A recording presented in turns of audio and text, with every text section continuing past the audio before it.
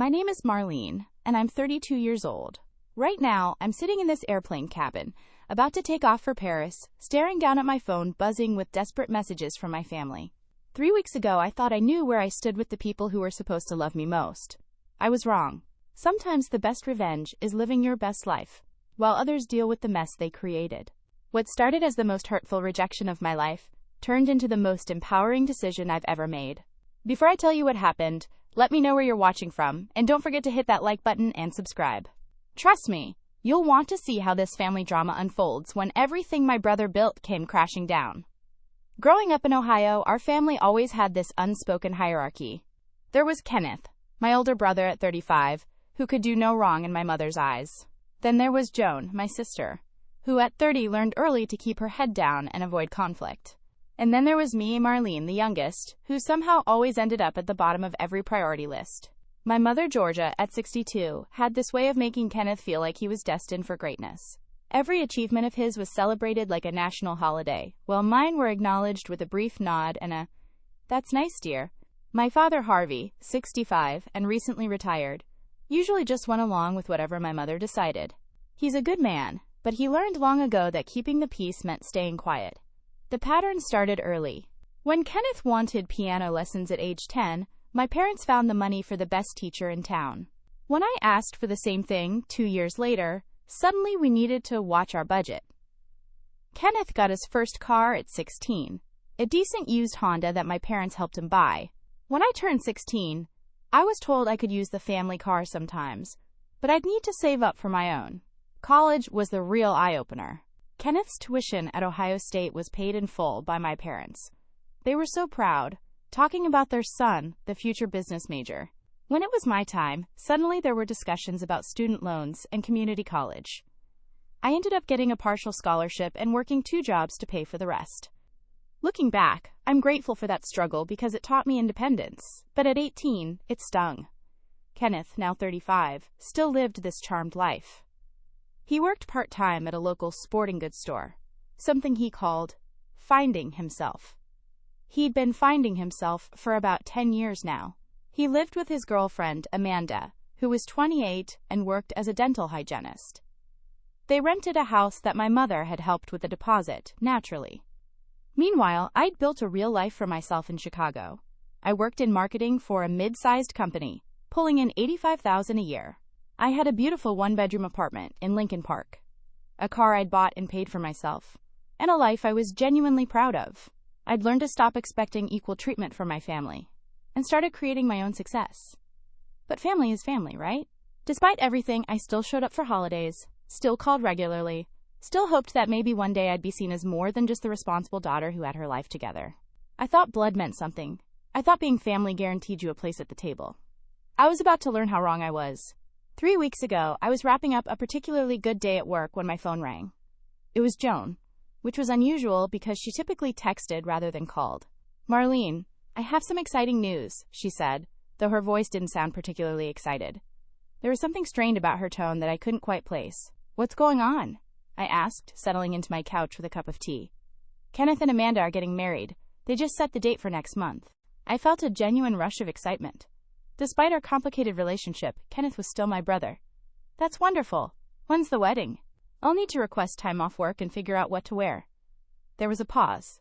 A long, uncomfortable pause that made my stomach start to twist. "Well, that's the thing," Joan continued carefully. "They're having it at the Riverside Country Club. It's going to be really nice. About 150 guests." "Wow, that sounds beautiful," I said, though something in her hesitation was setting off alarm bells. "When should I expect the invitation?" Another pause. "I'm sure you'll hear something soon. You know how these things work. Lots of details to figure out."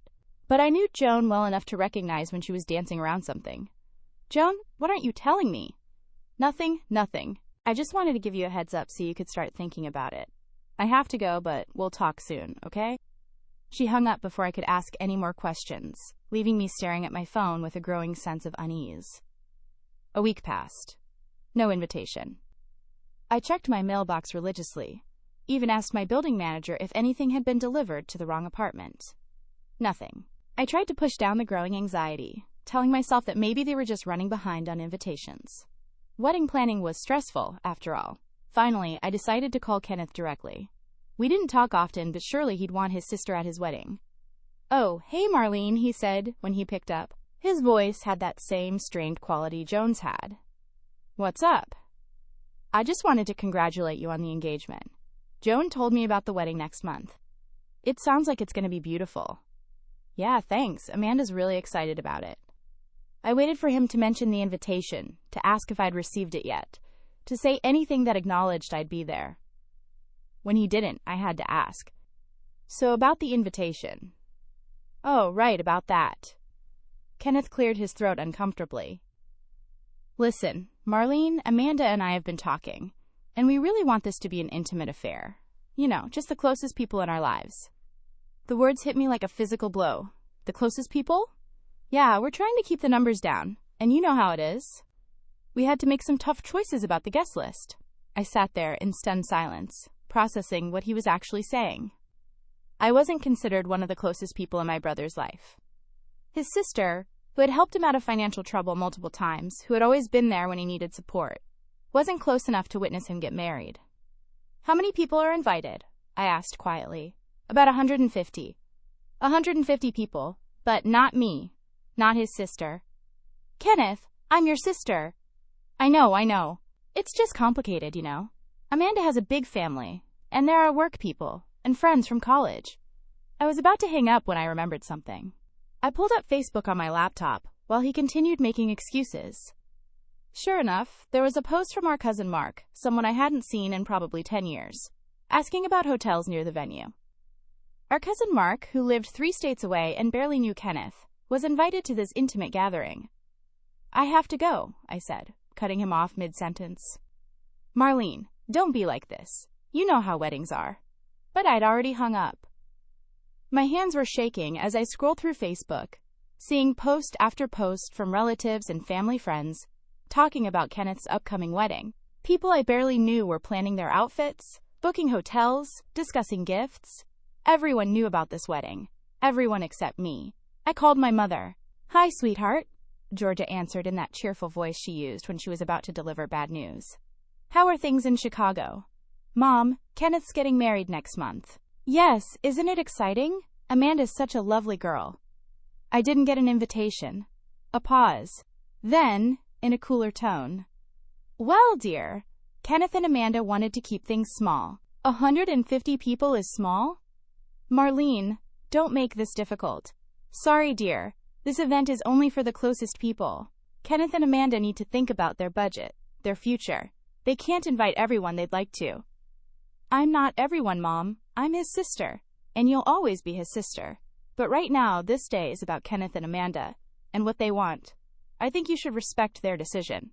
The dismissive tone in her voice was worse than Kenneth's awkward explanations. This wasn't just Kenneth and Amanda's decision. This was a family decision, and I wasn't considered family enough to be included. "I see," I said quietly. "I'm sure you understand, sweetheart. Maybe we can all have dinner together after they get back from their honeymoon." After I hung up, I sat in my apartment for a long time, staring out at the Chicago skyline. 25 years of being the responsible one, the reliable one, the one who showed up when others needed help. And when it mattered, when it came to the most important day in my brother's life, I wasn't worth a seat at the table. That's when I made my first decision. If I wasn't close enough to be at Kenneth's wedding, then I was going to make sure I had something much better to do that day. I spent the next 2 days researching flights, hotels, and itineraries. If my family wanted intimate, I'd give them space. I'd give them all the space in the world while I treated myself to the vacation I'd been putting off for 2 years. Paris, Rome, Barcelona. 10 days in Europe, staying in beautiful 4-star hotels, eating at restaurants I'd bookmarked for years, visiting museums I'd dreamed about since college. I booked a private tour of the Louvre, dinner cruises on the Seine, cooking classes in Rome, and flamenco shows in Barcelona. The total cost was $4,500, which was more than I'd ever spent on a vacation. But I had the money saved, and frankly, I deserved it. The booking confirmation felt like freedom. That evening, I posted a subtle Instagram story. Just a photo of my passport next to a boarding pass confirmation, with the caption, "Sometimes you have to create your own celebrations." I didn't mention the wedding, didn't explain the timing. I didn't need to. The response was immediate. My phone started buzzing within an hour. First, a text from Joan. Marlene, please tell me this isn't what I think it is. Then Kenneth. Are you seriously doing this right now? But it was my mother's call that really showed me how the family operated. Marlene Elizabeth, what do you think you're doing? George's voice was sharp with anger. I'm going on vacation, Mom. Is that a problem? Don't play games with me. You know exactly what you're doing. How dare you try to steal Kenneth's thunder? This is his special time, and you're acting like a child. I'm acting like someone who made other plans, since I wasn't invited to the family event. This is so selfish and attention-seeking. Can't you just be happy for your brother? I am happy for Kenneth. I'm also happy for me, which is why I'm going to Europe. You're doing this out of spite. I'm doing this because I have vacation time, I have money saved, and I want to see Paris. The timing is just coincidental. But even as I said it, I knew it wasn't entirely true. The timing wasn't coincidental at all. If my family could exclude me from important moments, I could exclude myself from being available for their drama. Kenneth called next, his voice tight with frustration. This is really how you want to handle this? Making a scene on social media? I posted a picture of a boarding pass, Kenneth. If that's making a scene, maybe you should examine why it bothers you so much. You know why it bothers me? You're trying to make my wedding about you. Your wedding that I'm not invited to? That wedding? Marlene, come on. You know it's not personal. Excluding your sister from your wedding is literally the definition of personal. We just don't have room for everyone. You have room for cousin Mark, who you see once every 5 years. You have room for your college roommate who lives in California. You have room for Amanda's dental hygienist colleagues. But you don't have room for me. Silence. Look, Kenneth finally said. Maybe we made a mistake. But this trip thing is just going to make everything worse. For who? It's not going to make anything worse for me. I'm going to have an amazing time in Europe. What if we tried to figure something out? Maybe we could add one more person. Kenneth, stop. Just stop. I don't want a pity invitation. I don't want to be squeezed in because you feel guilty. I want to go to Paris and drink wine and pretend I don't have a family that treats me like an afterthought. Joan tried the diplomatic approach, calling later that evening. Marlene, I get why you're upset. I really do. But can't you just postpone the trip, maybe go a few weeks later? Why should I change my plans? Because it's Kenneth's wedding, and this is going to overshadow everything. Joan, let me ask you something. When Kenneth didn't invite me, did you say anything to him? A pause. It's not my place to get involved in his guest list decisions, but it is your place to ask me to change my vacation plans? That's different. No, it's not. It's exactly the same. You stayed quiet when I was excluded, but now you want me to be accommodating to make everyone else comfortable. I just think family should stick together. So did I. Turns out I was wrong. The calls kept coming. Extended family members who'd heard about the situation through the grapevine. Friends of my mother who felt compelled to weigh in on family harmony. Even Amanda called, which surprised me. Marlene, I hope you know this wasn't meant to hurt you, she said, sounding genuinely distressed. Amanda, I don't blame you. This is your wedding, and you should have whoever you want there. But Kenneth is really upset about your trip. Kenneth made his choice about the guest list. I made my choice about my vacation. We're both adults making decisions about our own lives. Can't you understand why this feels like you're trying to compete with our wedding? Can't you understand why being excluded from my brother's wedding might hurt enough that I'd want to do something special for myself, instead of sitting home feeling sorry for myself?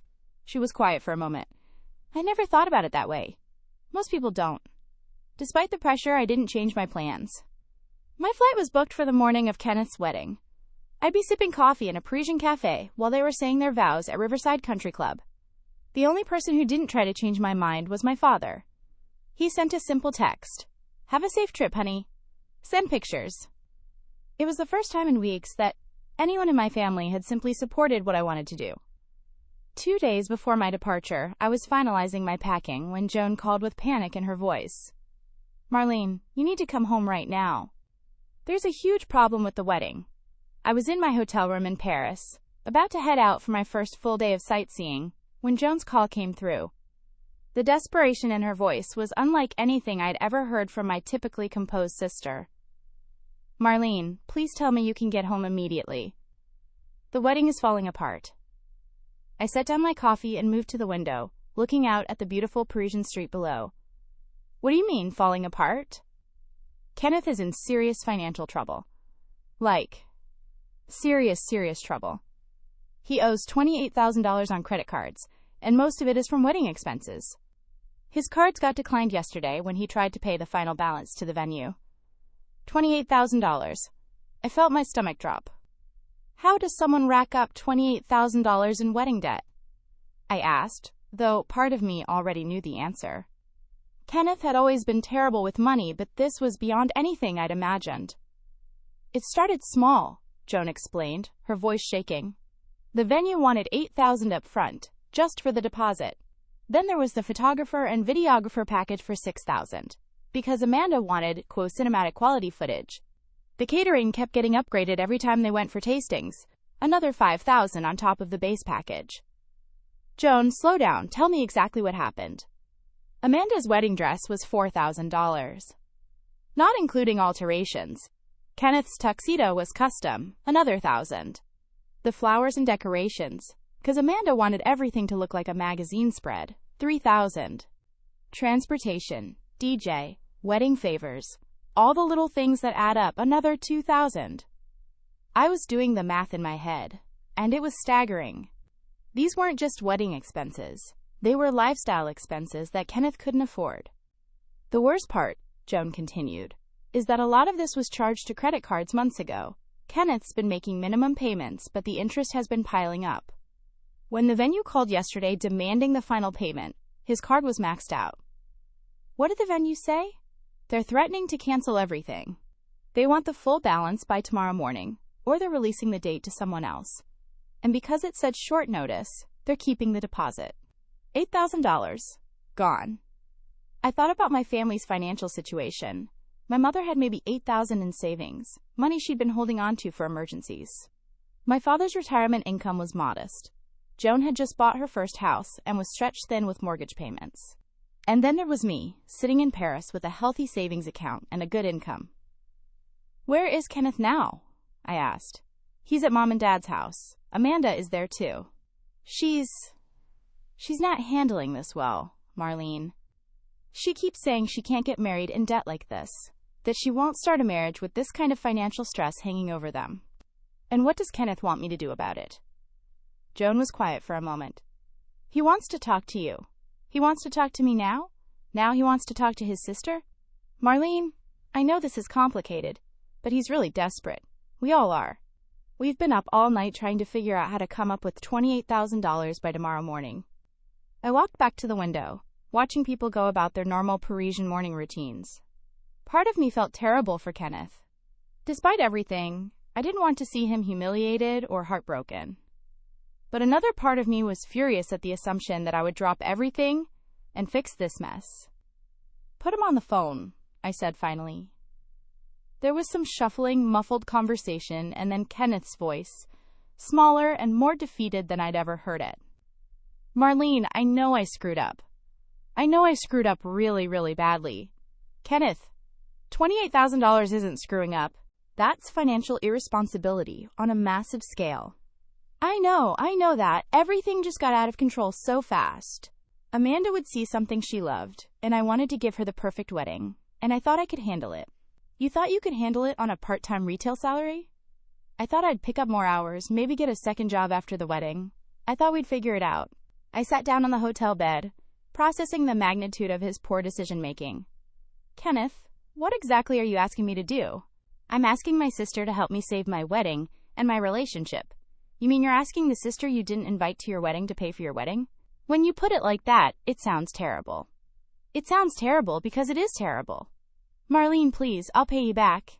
I'll get a full-time job, I'll work weekends, I'll do whatever it takes.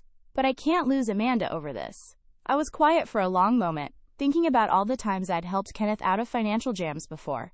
The car accident 3 years ago when he needed $1,500 for repairs. The time he got laid off and I covered his rent for 2 months. The failed business venture with his friend that cost me $3,000 in loan money that never got repaid.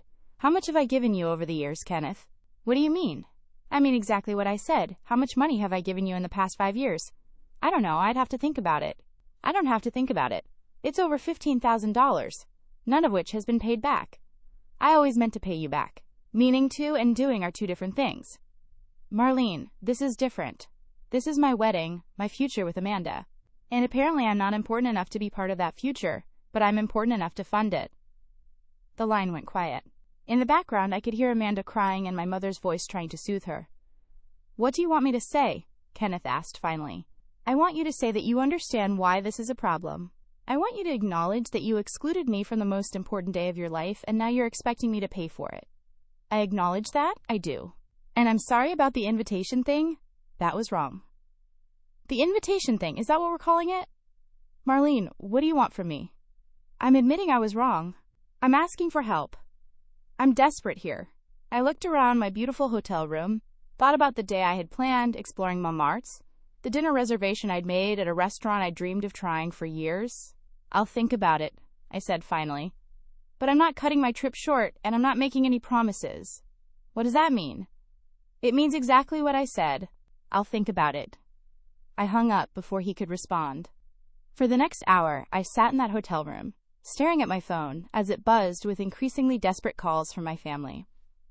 My mother called 4 times. Joan called twice. Even my father called, which never happened unless someone was in the hospital. Finally, I turned off my phone and went to explore Paris. But even as I walked through the Louvre, even as I ate lunch at a cafe overlooking the Seine, I couldn't stop thinking about Kenneth's situation. Not because I felt obligated to help, but because I realized this was the first time in my life that my family truly needed me, and I had the power to say no. That evening, I called Joan back. How bad is Amanda taking this? I asked. She's talking about calling off the wedding entirely. She says she can't marry someone who would put them in debt like this without talking to her about it. And Kenneth? He's a mess. He keeps saying he's ruined everything, that he's lost you, and now he's going to lose Amanda too. Joan, can I ask you something honestly? Of course. Did you think it was wrong when Kenneth didn't invite me to the wedding? A long pause. Yeah, I did think it was wrong. But you didn't say anything. I should have. I was a coward, and I should have said something. It was the first time anyone in my family had acknowledged that I'd been treated unfairly. What would you do if you were me? I asked. I don't know. I honestly don't know. Part of me thinks family should help family no matter what, but part of me thinks Kenneth created this mess and needs to deal with the consequences. And what about the part of you that thinks I deserve better than being excluded and then begged for money? That part thinks he should stay in Paris and let us figure this out ourselves. For the first time in days, someone in my family was being completely honest with me. I'm going to Rome tomorrow, I told her. I'll call you from there. Rome was supposed to be about the Colosseum and authentic pasta, and forget about everything else sightseeing. Instead, it became the backdrop for the most intense family pressure I'd ever experienced. My phone started ringing at 6 a.m. Rome time, which was midnight back home. Kenneth, desperate, and probably not thinking clearly about time zones. Marlene, please. I know it's late there, but I had to try one more time. Kenneth, it's 6 a.m. here. I'm sorry. I can't sleep. Amanda won't even talk to me. She's staying at her sister's place, and she says she won't come home until this gets resolved. I rubbed my eyes, looking out at the Roman morning from my hotel window. So fix it. I can't fix it without help. I don't have $28,000. Nobody in our family has $28,000 except you.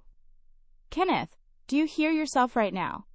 You're calling your sister, the one you didn't think was close enough to invite to your wedding, at 6 a.m. to ask for money. I know how it sounds. Do you? Do you really? Because it sounds like you think I exist to solve your problems while being excluded from your life. That's not true. Isn't it? When's the last time you called me just to see how I was doing? When's the last time you asked about my job or my life? Or anything that didn't involve you needing something? Silence. I can't remember either, I said. Marlene, I know I haven't been the best brother. I know I've taken you for granted, but I'm asking you to look past that right now and help me save my relationship. Why should I? Because we're family. We're family when you need money, but not when you're making guest lists. I heard him take a shaky breath. What do you want me to do? You want me to apologize? I'm sorry. I'm really sorry about the wedding invitation. You should have been invited. You should have been in the wedding party. Now you think I should have been in the wedding party? Yes. Amanda wanted to ask you to be a bridesmaid, but I thought it might be awkward, because we don't talk that much. This was news to me. Amanda wanted me to be a bridesmaid? She likes you. She always has. She thinks you're the most successful person in our family, and she wanted you involved. But I told her we should keep the wedding party small. I sat up in bed, processing this information. Not only had I been excluded from the guest list, but I'd been excluded from being in the wedding party because Kenneth thought we weren't close enough. The irony was staggering. Kenneth, I have to go. I have a tour of the Vatican in 2 hours. Marlene, wait, please, can you at least think about it? Can you at least consider helping? I'm not making any decisions while you're in panic mode, and I'm trying to enjoy my vacation. After I hung up, the calls started coming from everyone else. My mother, with an approach I'd never heard from her before, actually apologetic. Marlene, sweetheart, I know we handled the wedding situation poorly. I should have insisted that Kenneth invite you. You're my daughter, and you deserved better. My father, uncomfortable but trying. Honey, I know this is asking a lot, but Kenneth is really struggling.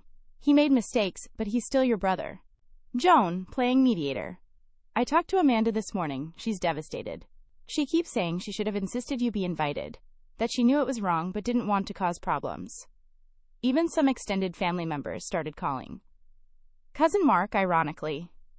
I heard about the situation. I can't believe Kenneth didn't invite you. If I were you, I'd be furious. But the call that nearly broke my resolve came from Amanda herself.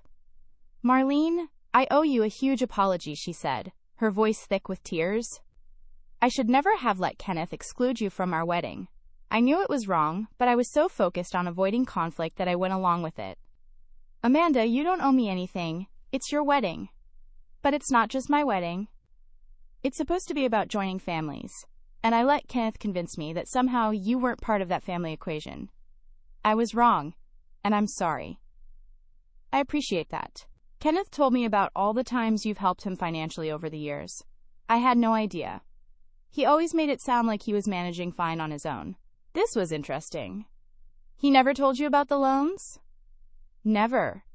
I found out yesterday when your mom was listing all the ways the family had tried to come up with money. She mentioned that you'd given Kenneth thousands of dollars over the years, and I was shocked.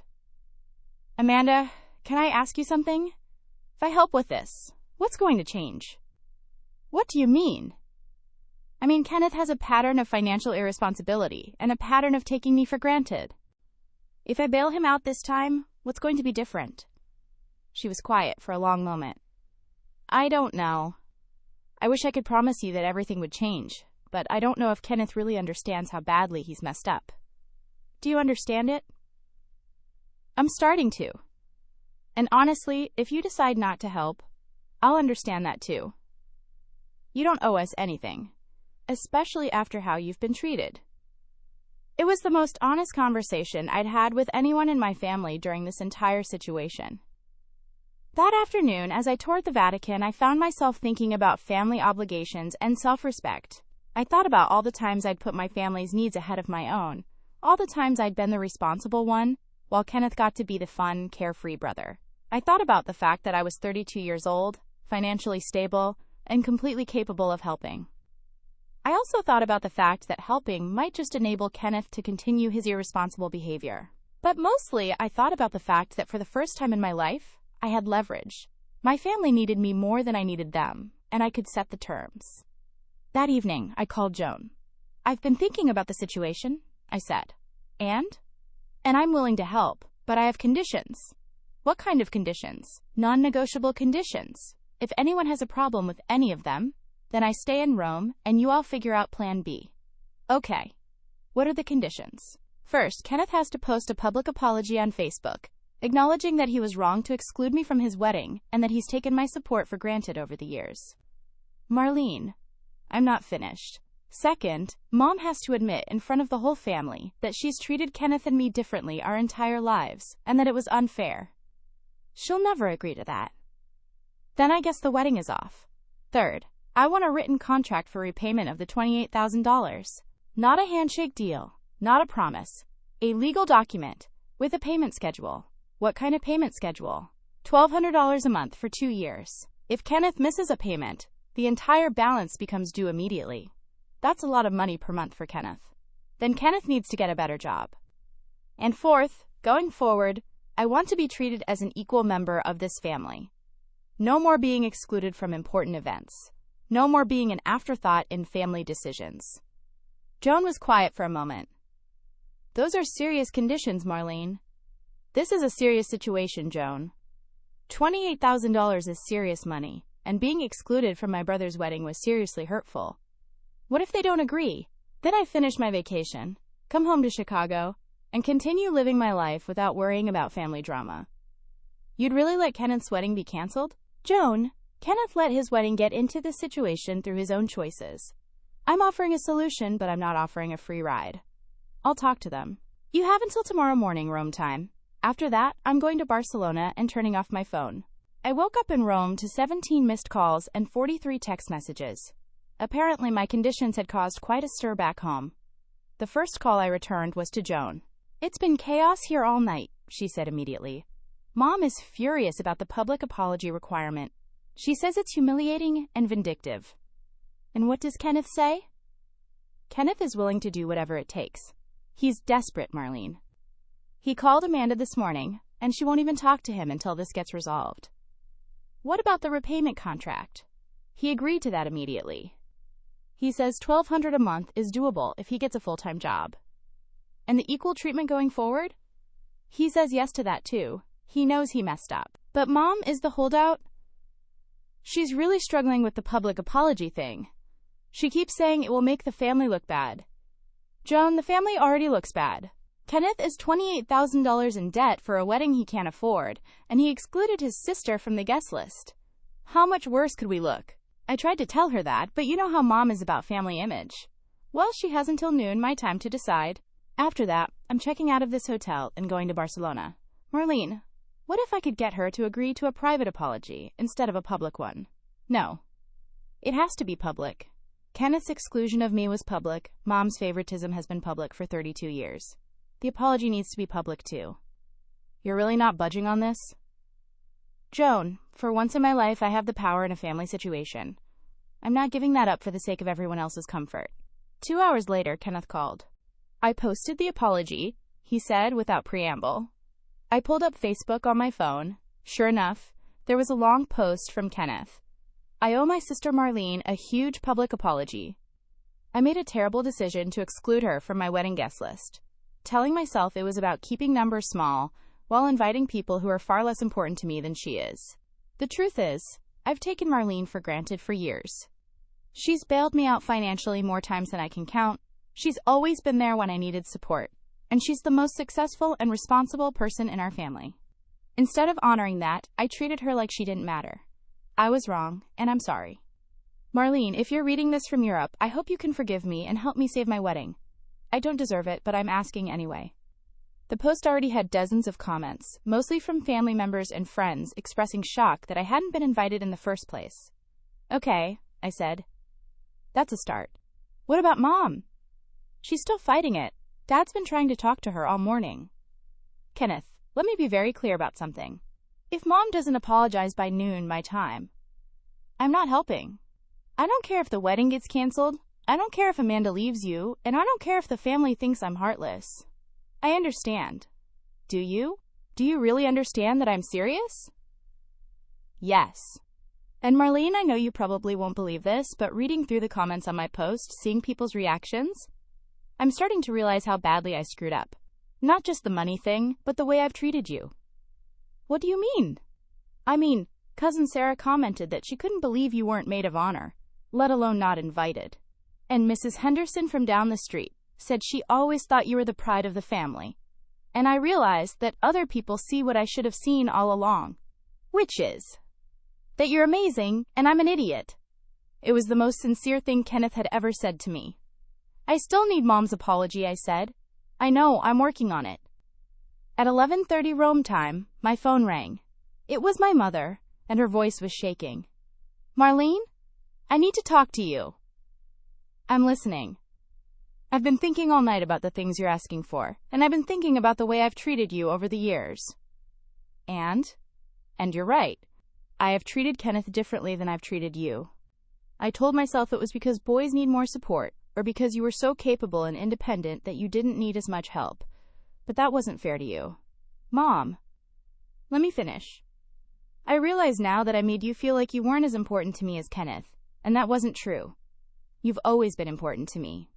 But I got so caught up in worrying about Kenneth, in trying to help him find his way, that I took your strength for granted. I could hear her crying, which was something I'd rarely experienced. I'm proud of you, Marlene. I'm proud of the life you've built, the success you've achieved, the person you've become. And I'm sorry that I didn't make that clear. I'm sorry that I let Kenneth exclude you from his wedding. I should have put my foot down immediately. Are you willing to say this in front of the family? If that's what it takes to make this right, yes. Kenneth has already called everyone for a family video call at 7 tonight, our time. I'll apologize to you in front of everyone. I looked out at the Roman skyline, feeling something shift inside me. Okay, I said. I'll help. Really? Really. I'll wire the money this afternoon. Marlene, thank you. Thank you so much. Mom, this can't happen again. The favoritism. The taking me for granted. The excluding me from important family events. If I'm going to be part of this family, I need to actually be part of this family. I understand, and I promise, things will be different. After I hung up, I sat in my hotel room for a few minutes, processing what had just happened. For the first time in my adult life, I had stood up to my family and won. Not by being cruel or vindictive, but by setting boundaries and sticking to them. I called my bank and arranged to wire $28,000 to Kenneth's account. Then I booked a table at the best restaurant in Rome and ordered a bottle of champagne to celebrate the fact that sometimes demanding respect actually works. Barcelona was supposed to be the relaxing end to my European adventure, but it turned into something entirely different. It became the city where I reclaimed my place in my family. The family video call happened while I was sitting on the balcony of my Barcelona hotel, watching the sunset over the Mediterranean. Joan had set up the call so that Mom, Dad, Kenneth, Amanda, and I could all talk together. Kenneth started by reading his Facebook apology out loud to everyone, which was awkward but necessary. Then Mom gave her apology, and it was more emotional than I'd expected. I want to say something to all of you, but especially to Marlene, she began, her voice shaking slightly. I've spent the last 24 hours thinking about the kind of mother I've been, and I don't like what I've realized about myself. She looked directly into the camera, as if she could see me through the screen. Marlene, I have treated you and Kenneth differently your entire lives. I told myself it was because Kenneth needed more help, because he struggled more, because you were so capable and independent. But that wasn't fair to you. It wasn't fair to expect you to be the strong one all the time while giving Kenneth every advantage. I could see Dad nodding behind her, and Joan wiping her eyes. You deserve to be celebrated for your achievements instead of having them treated as expected. You deserve to have your struggles acknowledged instead of being told to figure it out yourself. And you absolutely deserve to be at your brother's wedding, not just as a guest, but as an honored member of this family. Kenneth was crying openly, and even Amanda looked emotional. I'm sorry, sweetheart. I'm sorry for 32 years of making you feel like you had to earn your place in this family, instead of just belonging here automatically. Thank you, Mom, I said, and I meant it. That means everything to me. The conversation that followed was the most honest our family had ever had. We talked about patterns of behavior, about expectations and resentments, about the ways we'd all failed each other over the years. Kenneth signed the repayment contract electronically that night, with Joan and Dad as witnesses. $1,200 a month for 24 months, with the understanding that missing a payment would make the full balance due immediately. I'm going to get a full-time job, Kenneth promised. I've already started looking, and I'm going to pay you back every penny, with interest if you want. I don't want interest, I said. I just want reliability. You'll have it, Amanda spoke up then. Marlene, I have something I want to ask you. What's that? I know it's last minute, and I know this whole situation has been awful, but would you consider being my maid of honor? I mean, if you're willing to come back for the wedding. I looked at her through the screen, this woman who was about to become my sister-in-law, who had been brave enough to admit her mistakes and ask for forgiveness. Amanda, I would be honored. Really? Really. But I'm not cutting my Barcelona trip short. I'll be back 2 days before the wedding, which should be enough time for whatever maid of honor duties you need. That's perfect. We can go dress shopping as soon as you get back. Actually, I said, smiling, I think I'll find something here in Barcelona. I hear Spanish fashion is pretty amazing. The wedding ended up being beautiful. Not the over-the-top extravaganza that Kenneth and Amanda had originally planned, but something more intimate and meaningful. They scaled back some of the expensive extras, used flowers from my mother's garden, and had my father's friend cater instead of the fancy service they'd originally booked. I found a stunning dress in a Barcelona boutique, and I felt like myself standing next to Amanda at the altar. Kenneth looked at me during the ceremony with tears in his eyes, and I knew he finally understood what he had almost lost. The best part wasn't the wedding itself, though. The best part was the months that followed. Kenneth got a full-time job at a local bank, and he's never missed a payment. He sends me the $1,200 on the first of every month, along with a text updating me on his life. My mother makes an effort to check in with me regularly, asking about my work and my dating life and my plans. She includes me in family decisions now, asking my opinion on everything from holiday plans to Dad's retirement activities. Joan and I have grown closer, bonding over our shared realization that staying quiet in the face of unfairness doesn't keep the peace, it just enables dysfunction. Even my relationship with Amanda has developed into a real friendship. She often texts me for advice about Kenneth, and I've learned to appreciate her honesty and directness. But the biggest change has been in how I see myself within my family. I'm no longer the reliable daughter who can be taken for granted. I'm an equal member of the family whose opinions matter, whose presence is valued, and whose boundaries are respected. That trip to Europe taught me something I'd never learned in 32 years of family dynamics. Sometimes you have to be willing to lose people to teach them how to value you. I learned that setting boundaries isn't cruel, it's necessary. I learned that demanding respect doesn't make you difficult, it makes you healthy. And I learned that sometimes the best gift you can give yourself is the courage to say no to people who take you for granted. 6 months later, when Kenneth and Amanda had their first major financial disagreement, Kenneth called me for advice instead of money. When my parents started planning their 40th anniversary party, I was consulted from the beginning, instead of being told about it after decisions were made. When Joan was considering a job change, she asked me to look over her resume and give her interview tips. I'm still the responsible one in the family, but now being responsible includes being responsible for my own emotional well-being. It includes setting limits on what I'll accept and what I'll tolerate. It includes recognizing that love without respect isn't really love at all. That airplane ride to Paris, when I was angry and hurt and determined to prove a point, turned into the best decision I ever made. Not because I got revenge on my family, but because I finally learned to value myself the way I'd always valued them. Sometimes the best revenge really is living your best life. But even better than revenge is teaching the people you love how to love you properly. Now, I want to hear from you. Have you ever been excluded from an important family event? How did you handle it? And have you ever had to set serious boundaries with people you love? Share your stories in the comments below. I read every single one. If this story resonated with you, please give it a like and subscribe for more real-life family drama stories. And don't forget to share this video with anyone who might need to hear that it's okay to demand better treatment from the people who are supposed to love you most. Thank you for watching, and remember, you teach people how to treat you by what you're willing to accept. Make sure you're teaching them well.